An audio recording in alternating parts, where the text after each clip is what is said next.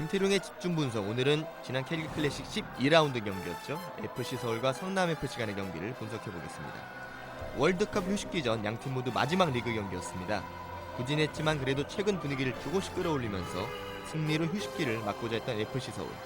반면 나쁘지 않았던 초반 리그 레이스였지만 순위를 지금보다 더 끌어올리고자 했던 성남의 대결이었습니다.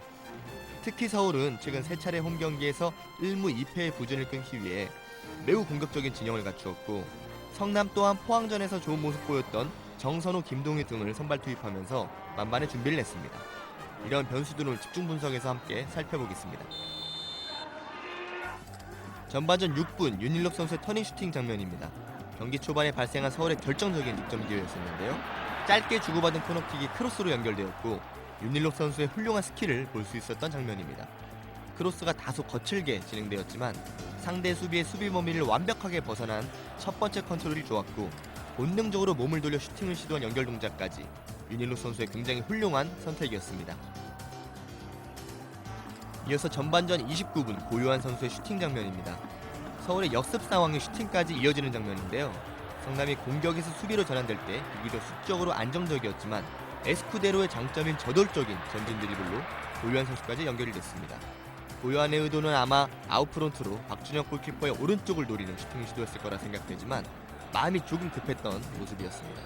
하지만 두세 명 선수로 빠른 공격을 마무리했던 FC 서울의 굉장히 좋았던 카운터 장면이었습니다.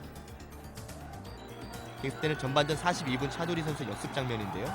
이 경기에서 서울은 수비에서 공격으로 전환될 때 날카로운 모습을 보였습니다.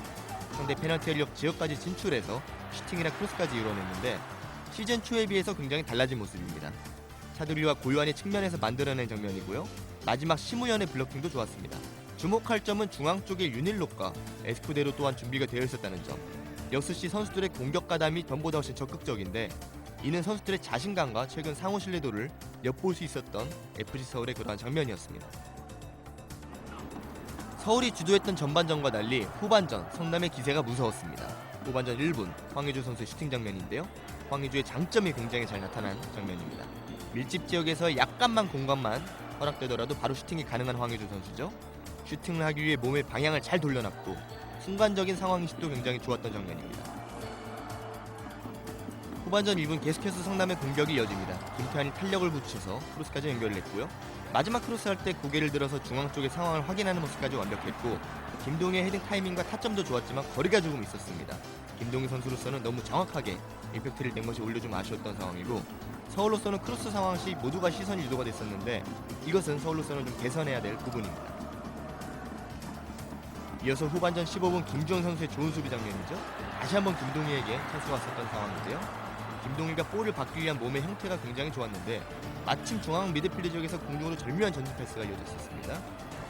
김동희의 공이 바운드되는 부분까지 잘 파악해서 좋은 타이밍에 머리로 연결했지만 김주영 또한 예측을 잘했고 김용대 골키퍼와 동선이 겹치지 않은 상황에서 행동을 한 것이 주요했습니다. 후반전 중반 이후 서울도 다시 한번 좀 분위기를 갖고 옵니다. 측면에서 김주영 선수의 크로스가 고요한에게 연결됐고요. 이것이 다시 성남 수비수 몸에 맞고 다시 또 고요한에게 연결되는 장면이었죠. 고요한의 슈팅 선택도 지금은 매우 훌륭했고요. 임팩트가 살짝 바깥쪽에 맞는 아쉬움이 있었지만 전체적으로 이날 고요한 선수는 골운이 없는 듯 했습니다. 골대 안으로만 이어졌다면 박준혁 골키퍼도 이것은 처리하기가 쉽지 않았던 장면이었습니다.